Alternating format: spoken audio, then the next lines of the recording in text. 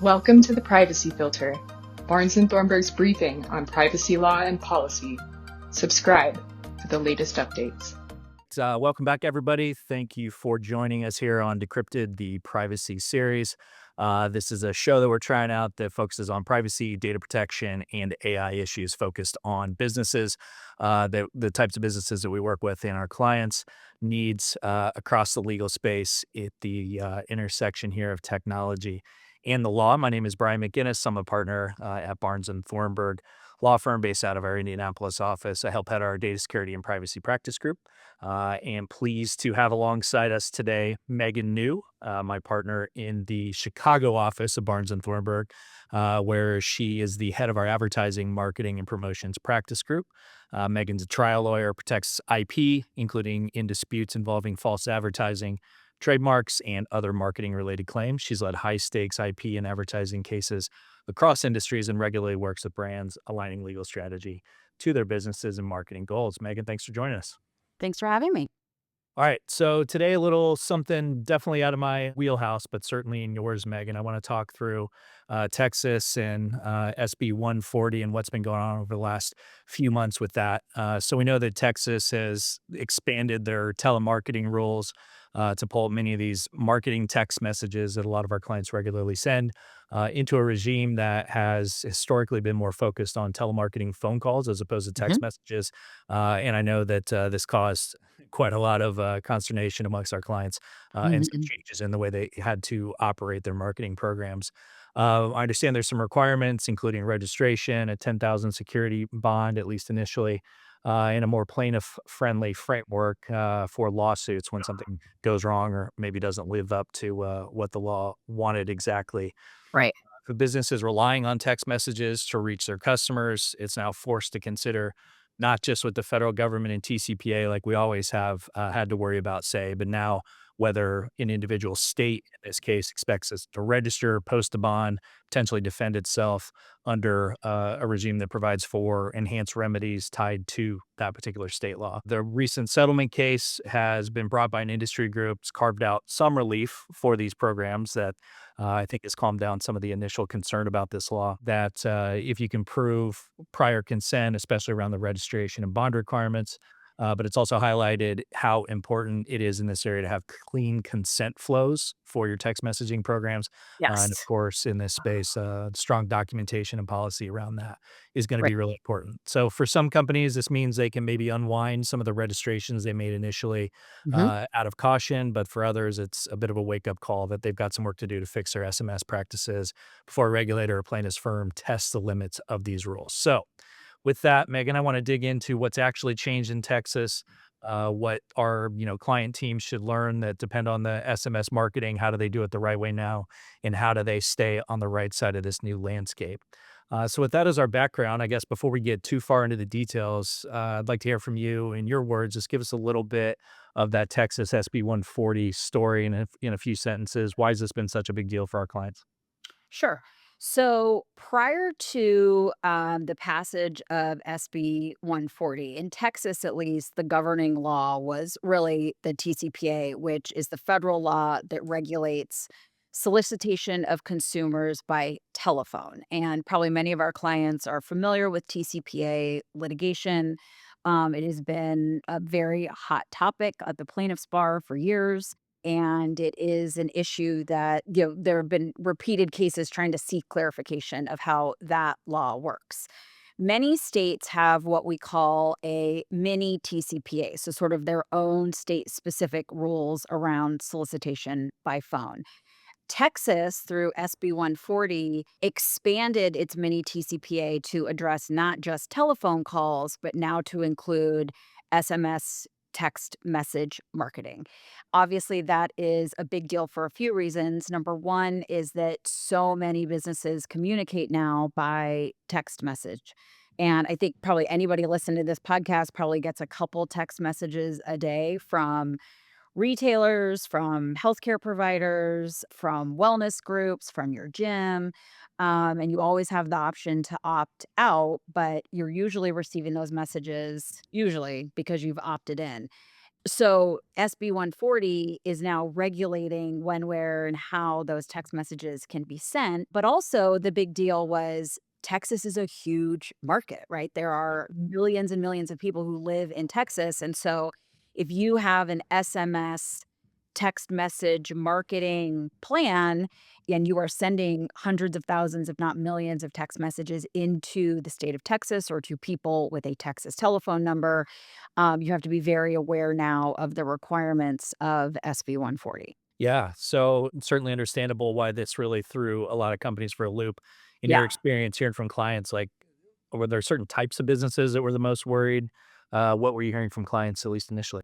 No, I would say no, there's not a specific type. I personally have talked to retail clients, clients in the food and hospitality industry, marketing and PR firms. We've talked with, the businesses that run the SMS programs for the retail industry, for the food and hospitality industry, et cetera. I've talked to wellness companies, both like fitness focused companies and supplement focused companies. I've talked to healthcare providers and we've talked to Yeah. pharmaceutical companies. So it really does kind of run the gamut, which I think shows, and maybe we don't even appreciate it, but SMS text message marketing is so pervasive now in how you communicate with so many businesses. Yeah, absolutely. So does it extend beyond just SMS in any way? What about other types of promotions that get sent, I don't know, through mobile devices?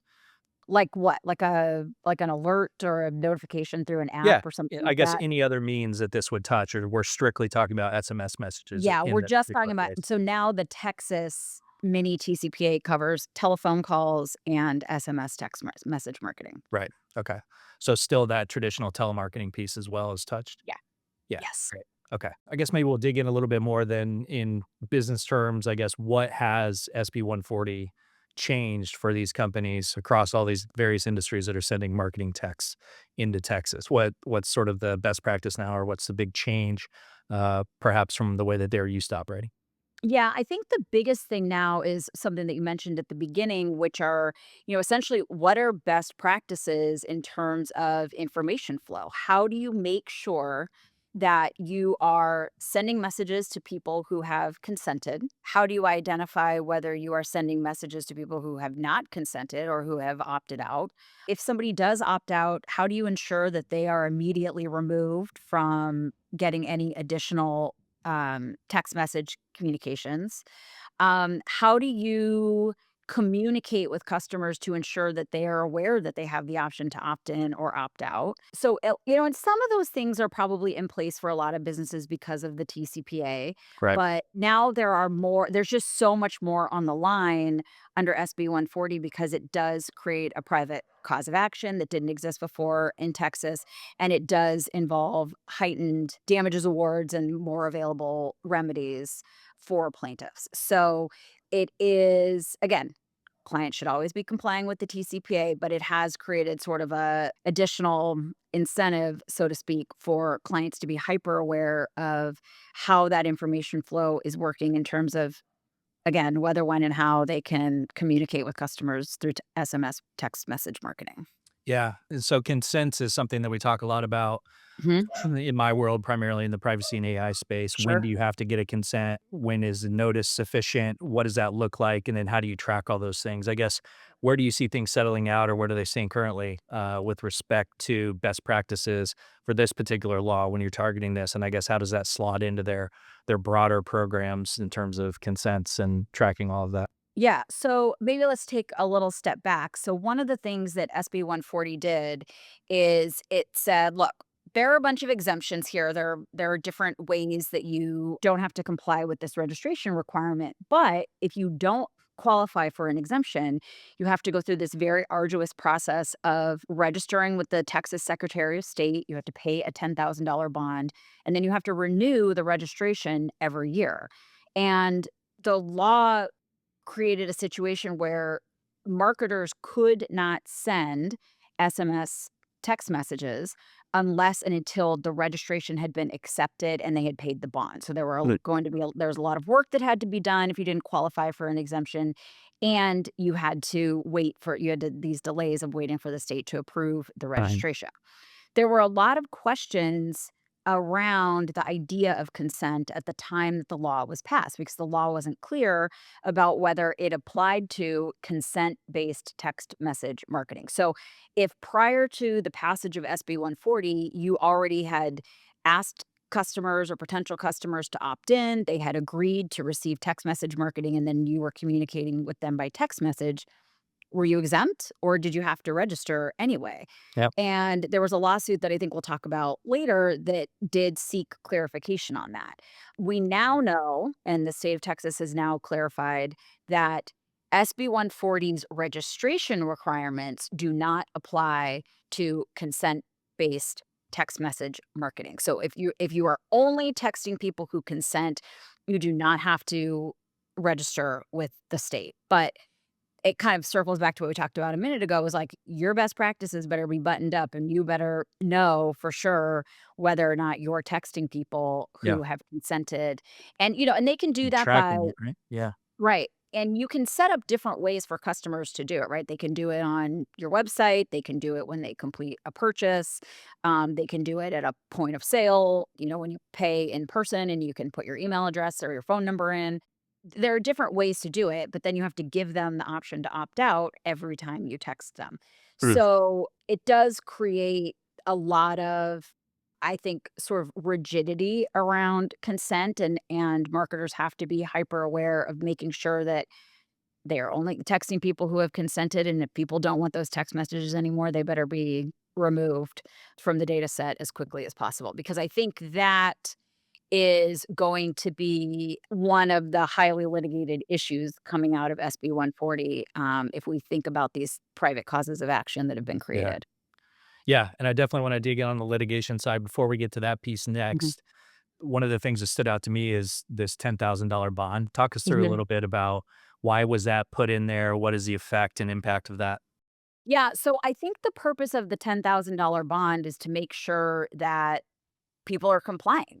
I mean, you gotta have a little bit of skin in the game and make sure that you are, reporting the information that you need to report to the Secretary of State for Texas, and, you're giving the state a way to exercise its control over you through that bond if you Hmm. don't comply with the law. And so, I think it is a way for the state to ensure that marketers really are complying with the law, not just registering and then saying, "Okay, we registered, we can go do whatever we want." Now you have to register, but you also have to continue to follow all of the other requirements of the law, because just because a customer is consented doesn't mean that you don't have to follow the law. You still have to follow the Sure. law. You just don't have to go through the registration requirements. Yeah. Interesting wrinkle they threw in. All right. Uh-huh. So tell us a little bit about some of the litigation that started to come out. I know some came pretty quickly after the law was passed or went into Yeah. effect anyway. Yeah, very quickly afterwards, there was a litigation filed by, 3 plaintiffs. The E-commerce Innovation Alliance, which is just a nonprofit that works with, various online e-commerce, companies to ensure that there are fair, like, legal and regulatory policies in place. Industry group. I'm sorry, an industry group, yeah, Yeah. exactly. Postscript, which is a company that administers SMS text marketing Yep. for its customers, and then an actual footwear retail brand called Flux Footwear. And they, sued the state of Texas and sought an injunction saying that it was unconstitutional for the, state to be regulating consent-based text message marketing. And in briefing on the, motion for an injunction, the state admitted that the law was not meant to apply to consent-based text message marketing. Mm. And the Secretary of State, so the case settled very quickly, and the state later clarified, and you can actually now see it on the Uh, Secretary of State website, that if you are engaged in only consent-based marketing, a company does not have to register with the Secretary of State and pay that bond. If a company has already registered and that paperwork is pending, you can withdraw the paperwork. I don't know actually what the answer is if you have already registered, paid the bond, and been approved. I would guess I would go back to the Secretary of State and ask for my money back. But you certainly wouldn't have to renew in a year when the law would require you to typically renew if you weren't engaged in consent-based text message marketing. What would go into the decision to try and withdraw the registration? Why not just leave it if you've already registered? Because then you don't have to pay a bond. So Yeah. if you've already applied, but it's pending, you're not required to register anymore if you've ensured that you're only engaged in consent-based marketing. Now, if you we I actually have talked to some clients who want to reach out to prospective customers who may not have consented. And so Uh-huh. clients like that would still register anyways if you had, like, for example, a mix of customers who have consented and customers who may be receiving a text message for the first time and have not yet provided consent. Let's sort of put a pin in whether or not that might be a violation of the TCPA, but it is a question that I've been asked by a couple different clients. Hmm. All right. So these lawsuits came pretty quick on behalf of Yep. the industry and presumably plaintiffs that are heavily involved in text messaging, I would imagine. Mhm. How did that change Texas's position? You mentioned at least one of those cases was settled very quickly. Mhm. And I guess what does it look like post at least those initial lawsuits? How did that change things? It's very quiet now. Really? And it is when the law first passed, we had a lot of questions from a lot of clients about what does this mean and what are we supposed to do, and helping clients sort of figure out what their actual practices are. Now that Texas has clarified that if you're engaged in the consent-based marketing, you don't have to do the registration requirements, the focus has really shifted more to, let's make sure that we have best practices in place. Let's make sure that we know how that information flow is working. How do we ensure that we're only texting people who consent? How do we Yeah. ensure that we're removing people who opt out?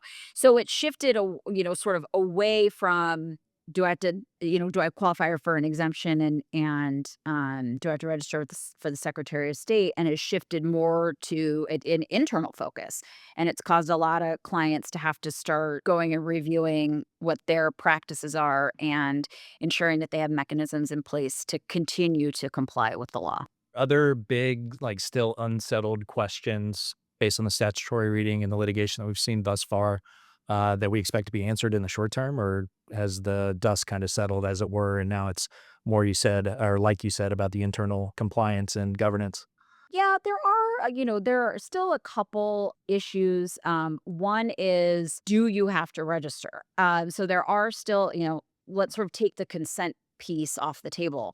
There are other exemptions that are available, and a lot of clients do have questions about whether they qualify for those exemptions, and some of that is a little unclear. For example, there's an exemption for companies who text former or current customers and have had the same name for the last 2 years, and I think there's some uncertainty around, like, what is a former customer? Is it someone Yeah. who you had consented to receiving the marketing and then withdrew? Is it somebody who actually made a purchase? Is it somebody who, right? I mean, there's a lot of vagueness around, like, what a former customer is.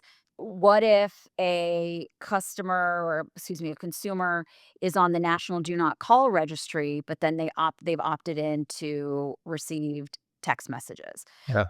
There could also be a question, there are quiet hours, there are quiet hours under the TCPA, and then there are also more strict quiet hours under SB 140, which I believe is no text messages after noon on Sunday. And I personally get so many text messages on Sunday afternoons and evenings, and I always think about, like, I wonder if people in Yeah. Texas are getting these text messages, so that could be an issue too.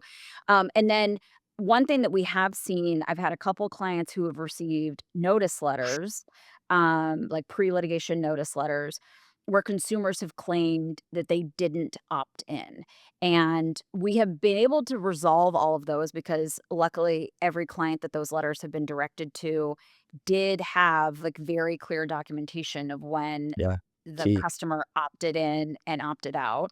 But I do think that we're going to see a lot of sort of fishing expeditions to see Yeah. just what the documentation of the consent looks like. Yeah. So I think we're going to see a lot of testing of the waters on that from plaintiffs' counsel to see if maybe you are engaged in consent in what you think is only consent-based marketing, but maybe you don't have the right documentation to be able to prove that that's the case, Yeah. to a plaintiff's attorney or to a court. So those are some of the issues that we're continuing to see.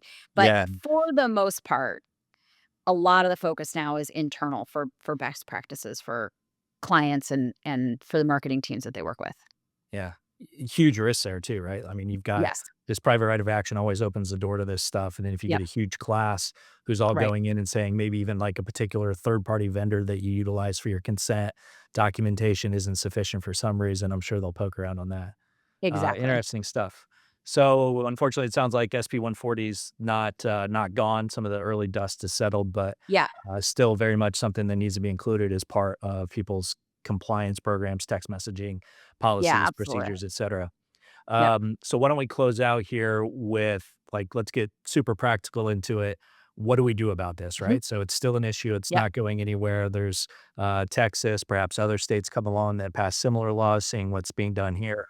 And then, like you said, we still have federal requirements under TCPA and otherwise. So very practically speaking, I guess, what can we tell clients in this new landscape? How do they work this into their overall compliance, and what do they need to make sure that they have done here in, let's say, Q1 of 2026? Yeah. Initial matter, right? Like make sure you are getting consent for people, to opt in to the text messages that you want to send. A lot of clients now work with these third parties like Postscripts who sort of manage a lot of those communications for them. So you want to Hmm. make sure that whether you're doing it internally or you're working with an external company, you want to make sure that you understand for every text message campaign that we're sending out, who is it going to? How are we ensuring that those people have consented? Are we including an opt out when we send the text message? And what practices do we have in place to maybe remove people where consent is unclear prior to the campaign going out, and B, removing people who may respond to the campaign with a request to opt out? I think those are sort of really most important things that you need to be doing in order to comply. I think you also want to make sure that, again, whether you're doing it internally or you're using an external third party to actually disseminate the marketing for you, you want to make sure that they are, abiding by the quiet hours, that they are checking the do not call registry. My understanding is that if you have opted in to an SMS marketing campaign, that sort of overrides the do not call registry. Yeah. But I do have some clients who have talked about, like, if you're on the do not call registry, we just take you off. Like, we will not Yeah. send you text messages even if you ask for them. So Yeah. that's another thing to consider. And then make sure you have a way that you're documenting all of this. So one of my clients, luckily, they got a notice letter, and within a day, I had a record of when the potential plaintiff had opted in. I had a record of every single text message campaign that she had received. I had the date that she had opted out, and then I had clear documentation that she Great. had Yeah. not received a text after that date. So make sure you have some software or system in place that is keeping track of that, and make sure that you have a realistic document retention policy that will allow you to like hold on to that stuff, because you could send a text message in 2026 and get a notice letter in, 2027 or 2028. So Yeah. it's something to think about in terms of making sure that you have that data at your disposal if and when you do get a notice letter. Yeah. Great tips. Really helpful. Let me close out then. Anything you're keeping your eye on in this space? Anything that's coming next or down the pipeline that we should be aware of? We are kind of keeping our eye on, as happens a lot, there tend to be like a few plaintiff counsel firms that sort of lead the pack Yeah. on testing the waters with these new laws. We're kind of keeping an eye on who that is and trying to see what level of success they are having. We haven't seen much yet, but SB 140 only passed in September of last year, Yeah. so I think we're sort of headed in the direction of more litigation. And then, just keeping an eye on other parties that have challenged the law in other ways besides on the consent issue, to see if we can get further clarification on some of the ambiguities in the law. I Perfect. think, and, there one thing we didn't really talk about, but there are these, like, very excessive fines and penalties and damages awards that are available under SB 140, including damages for mental anguish from apparently receiving too many text messages. I'd like to kind of see how that unfolds. I'm not Yeah. who knows if a case will ever get to a point where a plaintiff actually, claims mental anguish damages, but it'd be very interesting to see how a plaintiff proves that, Yeah. um, and what kinda damages award you could actually get for that. Yeah. I'm sure they'll get there at some point if it's in the law. Yeah, I think so. Might take a All little right. time, but we're keeping our eye on it. Well, I think we're at time because the lights in this room just shut off on me. I saw So that. we'll call it there. But Megan, awesome, amazing. Thank you. And thanks for all the help that you've given our clients on Of these course. issues. I know you guys have been staying on top of it, but Yeah. always Abs great to get an opportunity to work with you. So appreciate you coming You too, on and Brian. sharing some knowledge. Thanks for having me. I appreciate it.